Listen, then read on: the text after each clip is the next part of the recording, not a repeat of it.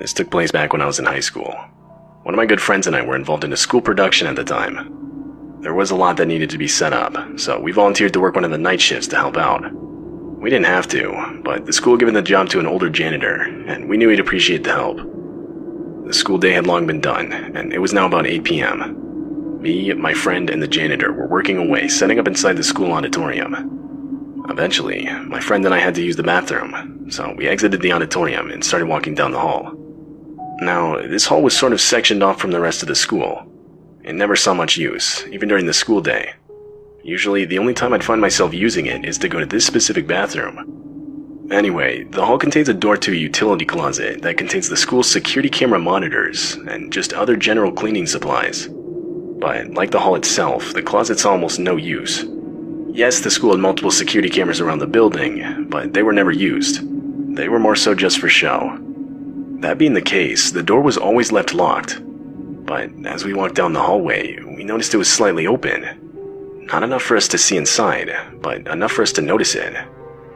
I mention all of this because as we passed the door and started getting closer to the bathroom, I noticed one of the school cameras on the ceiling was on. I could clearly see a small red light blinking. More disturbingly, I noticed it was just slightly moving with us as we walked, like in a way where the lens would always be facing us. When we got to the bathroom, I told my friend about it. She hadn't noticed it, but she agreed it was creepy. Needless to say, we were a bit freaked out at this point. As far as I knew, me, my friend, and the one janitor were the only ones in the building. We agreed to take a different way back to the auditorium. When we got there, we told the janitor what had happened. I was hoping he would say something like how there was another janitor that came in during the night to man the cameras for whatever reason, or some other reasonable explanation. But no, as we told him, I could see his face grow into a genuine look of concern. He said we should probably go check it out. Definitely the last thing I wanted him to say. But we agreed. We didn't really feel good about letting him go alone, so the three of us started making our way over there. As we got closer to the door, we noticed it was now completely closed. And when we got up to it and tried the door handle, we realized it was locked. The janitor knocked on the door, but there was no answer. He did have a key, but now seeing for himself that the cameras in the hallway were actually on and in use, he instead opted to call the police. We went back to the auditorium and waited for maybe 10 minutes until 2 officers arrived. The janitor would show them to the closet, while my friend and I continued to wait in the auditorium. Only about a minute passed, when down the hallway we could hear the horrific sound of yelling, followed by gunshots.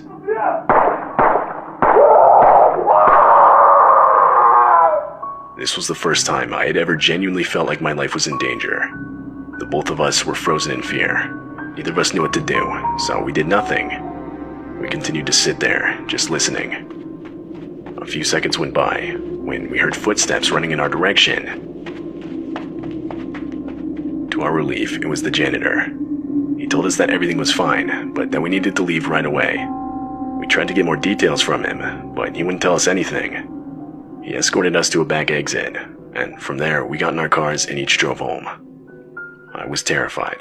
The whole situation felt surreal, almost like a dream. I had no idea what to make of everything, but later I would get the whole story. As it turns out, a man in his late 40s had actually been living in the closet. When police arrived and opened the door, they would find him sitting in the corner holding a firearm. They of course had to defend themselves, so shots were fired. There were no life-threatening injuries, but the man in the closet did get hit. He would then be detained as police waited for an ambulance. I guess somehow the man was able to get a key to the closet, and from the looks of it, he would spend pretty much all day and night in there. Because he had access to the cameras, this meant he could see everything that was going on in the school, even during school hours. And like I mentioned, the janitors don't really use that closet, allowing the man to go undetected for so long. How long exactly, I'm not entirely sure. I honestly don't really like to think about it. As far as I know, the police never got the guy's motives. It's possible he was just homeless and looking for a place to live, but it's also possible he had worse intentions. I mean, the guy did have a gun. But again, I don't really like to think about it. I never looked at my high school the same after that night. Fortunately, I moved and changed schools the next year.